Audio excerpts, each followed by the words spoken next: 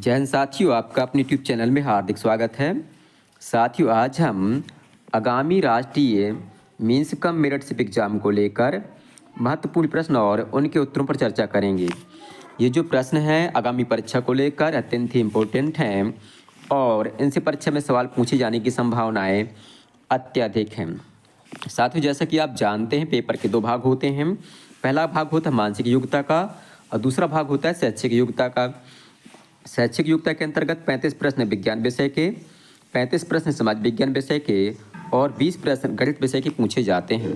साथियों, आज हम शैक्षिक योग्यता के अंतर्गत समाज विज्ञान विषय के महत्वपूर्ण प्रश्न और उनके उत्तरों पर चर्चा करेंगे। ये जो प्रश्न हैं आगामी परीक्षा को लेकर बहुत ही महत्वपूर्ण हैं और इनसे परीक्षा में सवाल पूछे जाने की संभावनाएं अत्यधिक हैं। तो आइए साथियों, देखते हैं समाज विज्ञान विषय के महत्वपूर्ण प्रश्न और उनके सही उत्तर। साथियों, आज हम देखते हैं आगामी राष्ट्रीय मीन्स कम मेरिटशिप एग्जाम को लेकर समाज विज्ञान विषय के महत्वपूर्ण प्रश्न और उनके उत्तर। ये प्रश्न जो है आगामी परीक्षा को लेकर बहुत ही महत्वपूर्ण हैं और इनसे परीक्षा में सवाल पूछे जाने की संभावनाएं अत्यधिक हैं। तो साथियों, इसका पहला प्रश्न है 1740 में बंगाल का नवाब कौन था? इसका सही उत्तर है ऑप्शन पहला अली बर्दी खान। अगला प्रश्न है भारत में सिविल सर्विस की स्थापना का जनक कौन था? साथ इसका सही उत्तर है ऑप्शन बी लॉर्ड कॉर्नवालिस। अगला प्रश्न है इनमें से कौन ईस्ट इंडिया कंपनी का अंतिम गवर्नर जनरल था? साथ इसका सही उत्तर है ऑप्शन डी लॉर्ड कैनिंग। अगला प्रश्न है बाल विवाह का विरोध एवं विधवा पुनर्विवाह का समर्थन किसने किया था? इसका सही उत्तर है ऑप्शन पहला आर्य समाज ने। अगला प्रश्न है चितरंजन दास निम्न में से किसके अध्यक्ष थे? इसका सही उत्तर है ऑप्शन सी स्वराज दल के। अगला प्रश्न है अजमेर में 2.5 दिन का झोपड़ा किसने बनवाया था? साथ इसका सही उत्तर है ऑप्शन पहला कुतुबुद्दीन ऐबक ने।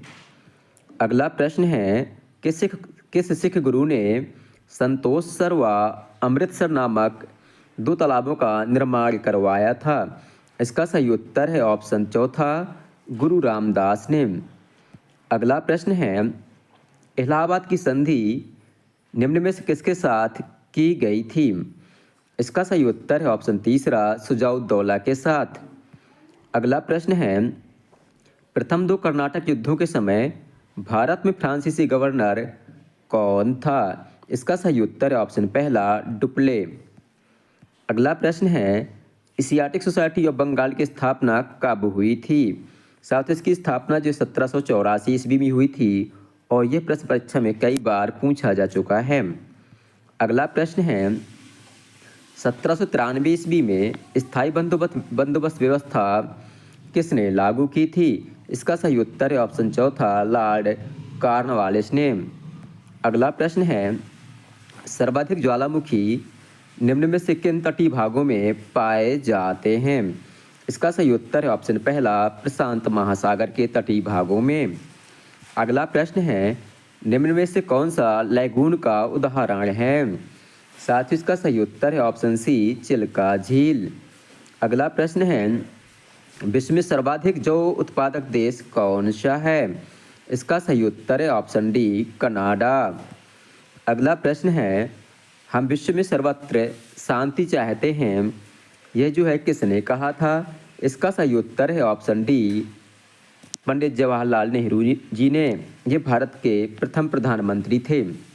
अगला प्रश्न है तारापुर परमाणु संयंत्र कहाँ स्थित है?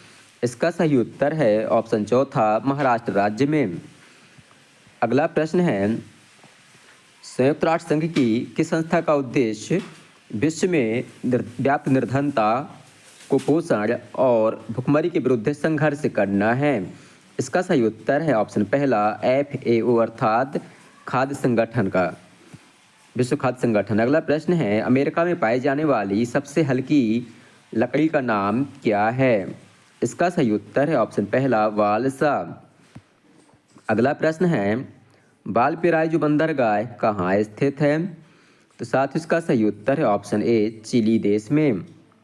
चिली देश जो है तांबा उत्पादन के लिए प्रसिद्ध है। अगला प्रश्न है रामायण का तमिल में अनुवाद किसने किया था? तो साथ ही इसका सही उत्तर है ऑप्शन सी कम्बन ने। अगला प्रश्न है राजा मिहिर भोज किस वंश का सबसे प्रतापशाली या शक्तिशाली राजा था? इसका सही उत्तर है ऑप्शन बी गुर्जर प्रतिहार वंश का। अगला प्रश्न है राष्ट्रकूट वंश के किस राजा ने एलोरा में कैलाश मंदिर का निर्माण करवाया था? साथ ही इसका सही उत्तर है ऑप्शन ए कृष्ण प्रथम ने। अगला प्रश्न है राज्यसभा के सदस्य की कम से कम आयु कितनी होनी चाहिए या कितनी होती है? तो इसका सही उत्तर है ऑप्शन बी 30 वर्ष, जबकि जो लोकसभा है और विधानसभा है उसके लिए उम्र 25 वर्ष निर्धारित है। अगला प्रश्न है मध्य प्रदेश मानव अधिकार आयोग कब बना था? इसका सही उत्तर है ऑप्शन बी 13 सितंबर 1995 को। अगला प्रश्न है विश्व का कौन सा घास का मैदान रोटी की डलिया के नाम से जाना जाता है? इसका सही उत्तर है ऑप्शन सी प्रेयरी। अगला प्रश्न है विश्व में यह स्पेनिश भाषी जनसंख्या वाला महानगर कौन सा है? इसका सही उत्तर है मैक्सिको। अगला प्रश्न है सर्वोच्च न्यायालय के मुख्य न्यायाधीश की नियुक्ति कौन करता है? तो साथ ही इसका सही उत्तर है ऑप्शन सी राष्ट्रपति महोदय। अगला प्रश्न है राज्यसभा का पदेन सभापति कौन होता है? साथ ही इसका सही उत्तर है ऑप्शन सी उपराष्ट्रपति। अगला प्रश्न है उच्चतम न्यायालय के न्यायाधीश निम्न आयु तक अपने पद पर कार्य कर सकते हैं? इसका सही उत्तर है ऑप्शन ए 65 वर्ष की आयु तक। अगला प्रश्न है राज्यसभा का कार्यकाल कितने वर्षों का होता है? तो साथ ही इसका सही उत्तर है ऑप्शन डी उपरोक्त में से कोई नहीं, अर्थात राज्यसभा भंग नहीं होती है। अगला प्रश्न है भारतीय संविधान सभा की प्रारूप समिति में कितने सदस्य होते हैं? इस कितने सदस्य थे? इसका सही उत्तर है 6 सदस्य और इसके अध्यक्ष थे डॉक्टर भीमराव अंबेडकर जी। अगला प्रश्न है भारतीय संविधान में मुख्यतः कितनी भाषाओं का उल्लेख मिलता है? तो वर्तमान में भारतीय भाषाएं 22 हैं और शुरुआत में 14 भाषाएं थी संविधान में। अगला प्रश्न है संयुक्त राष्ट्र संघ का मुख्यालय कहाँ स्थित है? तो साथ ही इसका सही उत्तर ऑप्शन सी न्यूयॉर्क में। अगला प्रश्न है राष्ट्रीय गीत वंदे मातरम किस पुस्तक से लिया गया है? तो इसका सही उत्तर है ऑप्शन बी आनंदमठ से और इसके रचयिता हैं बंकिम चंद्र चटर्जी। अगला प्रश्न है भारतीय सेना का मुख्यालय कहाँ पर है? इसका सही उत्तर है ऑप्शन डी नई दिल्ली में। साथ ही इस प्रकार से समाज विज्ञान विषय के 35 प्रश्न पूरे होते हैं। ये प्रश्न जो है आगामी परीक्षाओं को लेकर अत्यंत ही इम्पोर्टेंट हैं और इनसे परीक्षा में सवाल पूछे जाने की संभावनाएं अत्यधिक हैं। साथ ही आपको वीडियो पसंद आया हो तो वीडियो को लाइक करें, अपने दोस्तों के साथ शेयर करें और हमारे चैनल को सब्सक्राइब करना तो बिल्कुल भी ना भूलें। धन्यवाद।